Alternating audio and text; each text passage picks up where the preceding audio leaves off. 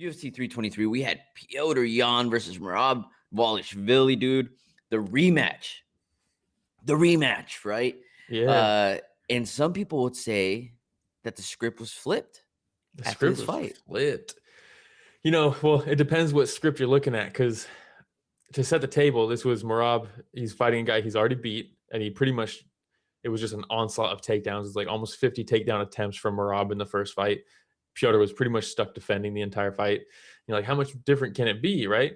Because we've seen Merab continue to do that to everybody With the pace. with the pace. But and this is not to excuse anything. I think Petr Yan did just an incredible performance. But Merab was shooting for the stars here, trying to make history, I should say. Trying to be the first person. Was it 4 title fights? 4 title defenses in 1 year? That's crazy. Crazy. He just fought in October with his 3rd title defense, and he's like, let's do it. Let's do December. I want 4. I want to make history. Maybe there's a reason it's never been done before. And I'm not saying that was it too much activity, or was it just Petr Yan that I think it's well? everything. I'm not saying, I don't want to take anything away from Petr Yan. I don't want to sound like I'm making excuses for Merab, because Petr Yan fought a perfect fight, and He did. and Merab didn't look diminished or anything like that, right? But still, making the weight 4 times in a year, championship weight 4 times in a year, and then we see him get hurt to the body multiple times throughout the fight. Maybe it's part of it. I'm not saying it's the only reason or anything like that, but there's a reason it's never been done before. And if you look at all these champions, so many people were talking about Merab as this might be the guy who does break these title defense records, like Demetrius Johnson, Anderson Silva, John Jones, all these guys. But the difference is those guys fought like twice a year. Yeah. And I'm not saying that's the only reason they were able to do it. They were obviously, they're the greats, right? They're like they're the elites, they're the best, the legends. But it's got to be hard, man. It's got to be hard. Sure. And they talk about not just the fights, man, but the grueling pace that he keeps with training, right? Like, he's running miles. He's fighting 5-round sparring matches the day of the fight. Yes. Hey, shout out Austin. Says, Merab's still my guy, and I hope he will make the adjustments for the rematch, but dang, what a performance from Yan. This is why damage should always be a fighter's goal over control. Damage wins fights. Perfect. And I just wanted to get that other stuff out of the way about Merab. And if you would like to, I'd like to transition to talk about how excellent Petr Yan was in this fight. I just wanted to get that out of the way and not forget it, and not forget to mention it. But that being said, all that aside, Petr Yan fought a fucking phenomenal fight. The perfect game plan. And he prepared the takedown defenses as well, right? Shout out Anakinski MMA. What a great card this was. Absolutely. We're just talking about how it was a great way to end the pay-per-view era through ESPN. So this is how you know Ramiro isn't into sci-fi or anything like that, because he just read this as Anakinski instead of Anakin Sky, like Anakin Skywalker MMA. Anakin Sky MMA. That makes a lot more sense then. That makes a lot. Who is Anakin, anyways? Who even knows, right? But I know who Petr Yan is, dude. Oh my god! One of the most complete martial artists on the roster, without a doubt. And he always has been. We've always spoken so highly about Petr Yan, but like, his record doesn't show how good he is. He drops random fights, and you're like, whoa. Like, Petr Yan should have won that fight, should have beat that, he's just so complete. Like you said, the takedown defense, he's out there. His boxing, we've already known about his boxing for a while, right? Dude, how about the little like fake left hook, and then off the feint throws the body kick, so he gets your high guard for the left hook, and then bam, the body kick's right on your liver. Oh my god, that's clean, dude.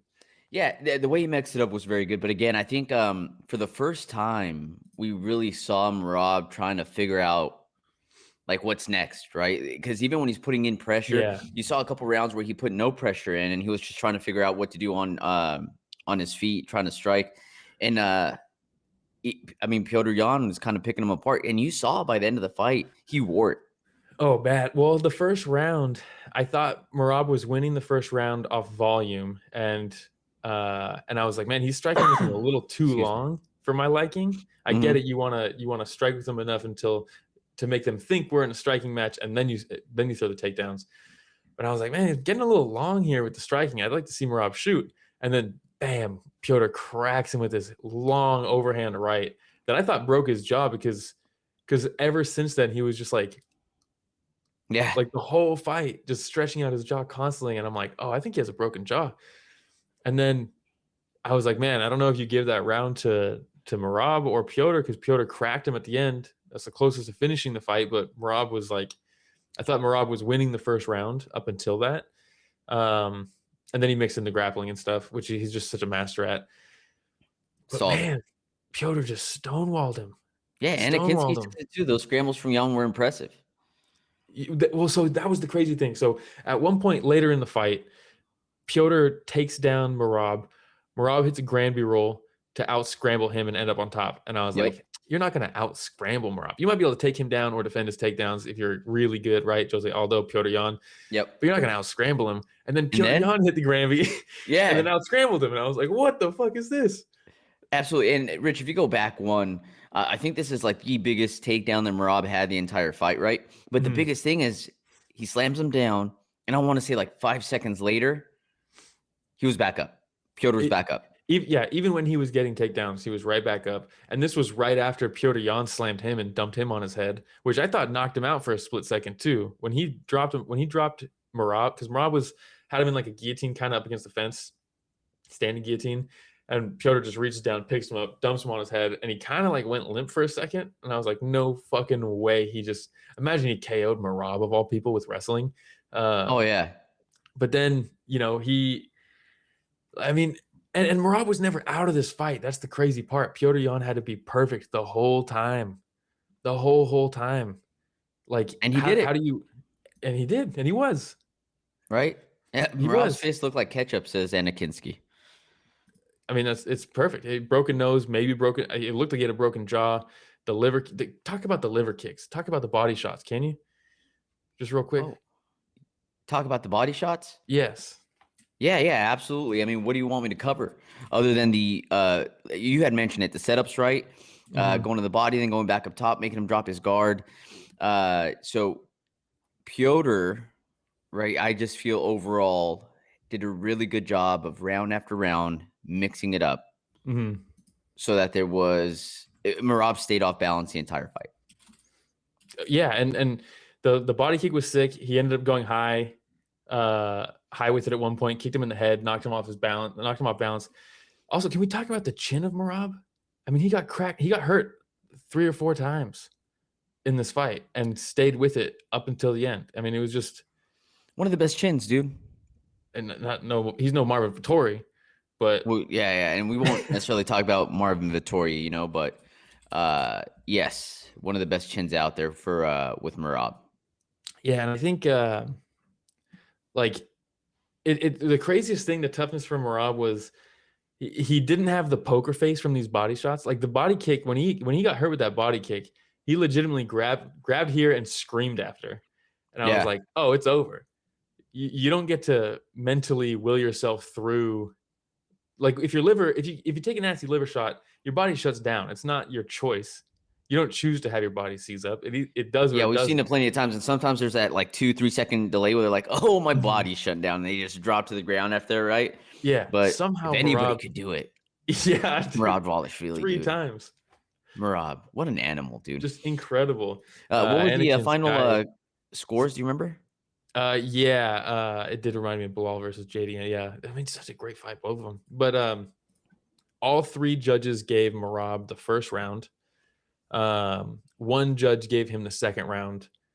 Every other round was Petr Yan. And one of the things that DC was talking about was he said it multiple times, and he's not wrong. I don't think he was wrong. He was like, you're not going to win rounds 4 and 5 against Merab. You have to win rounds. You have to sprint for the first 3 rounds, win the first 3 rounds, because nobody wins 4 and 5 against Merab. His cardio is too crazy. The pace he pushes is too crazy. You're not going to win those.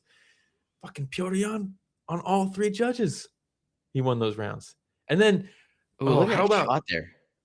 I know, it's crazy, dude. And how about, I think we can show it. Oof.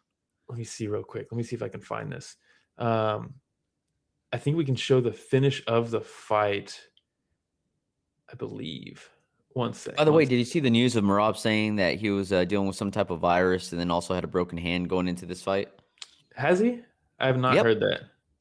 Yep, it came out. I'm pretty sure, Rich, see if you could find it somewhere. But I'm pretty sure I read Sending Rich somewhere on all that, kinds of missions. yeah, Rich Oh, is Anakin working on just the said, background hard. was Jan injured against Merab in the first fight? In this one, he looked completely healthy. He did say that he had a broken hand in the first fight. Is this Piotr Jan? Jan. Piotr Jan in the first fight. Mm. But how Well, crazy Anna was? Kinsky saying that account was fake that said that, so that might have been not legit then. Oh, the one that said Merab was injured or Yeah, something. I think that's what he's talking about. Yeah, I haven't heard that. But this, dude, the finale of the fight. If this didn't encapsulate the entire thing, Merab's down on the scorecards. Clearly, he's trying to land a big shot on Piotr, and with 10 seconds left, Piotr hits this takedown was beautiful. It was just a culmination of just a masterclass performance from Piotr Jan of really the most elite sprawl and brawl performance I might have ever seen. I don't know if we've ever seen a sprawl and brawl performance this elite. Yeah. You know what I mean? Yep. Robbie Lawler had a couple. The first Rory McDonald fight and the second Johnny Hendricks fights are pretty elite sprawl and brawl fights of just defending takedowns and then damage while you can. Mm. But this one, I mean, nobody beats Merab like this. You get stuck on defense because he keeps shooting. You don't get to land offense. Yep. And he forced it. And again, man, the single leg where he tries to do that single leg drag, Dvalishvili, which seems to work over and over and over again. Piotr, just using that left arm to push like hard on Rob as he's trying that single leg drag and just getting out of it. He goes with it for the single leg again, goes for the inside trip while he's holding that single leg. And I don't know how the heck Piotr, man, his balance was able to stay up. Dude, again, so many different things that just impressed me throughout the entire night. What was the let me see really quick, because I think at one point it was like 2 takedowns for Merab out of like 30 or something like that he landed. Jeez. And we saw that the first fight, Piotr Jan was able to defend a lot of those takedowns in the first fight, but he got stuck defending. In this one, how do you defend that many takedowns and still have time to land offense? You know? Yep. Great preparation going in, man. Yeah, 2 out of 29 was Merab on takedowns. That's crazy. 6% takedown accuracy. Wow. That's crazy. 5 All of right, 9 man. for Piotr Jan, by the way. Well, again, beautiful performance, Piotr Jan. Congratulations. Do you do the trilogy now, Will?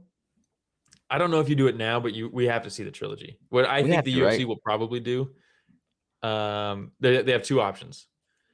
If Sean O'Malley beats Song Yadong in January, Piotr Jan versus Sean O'Malley 2 for the belt.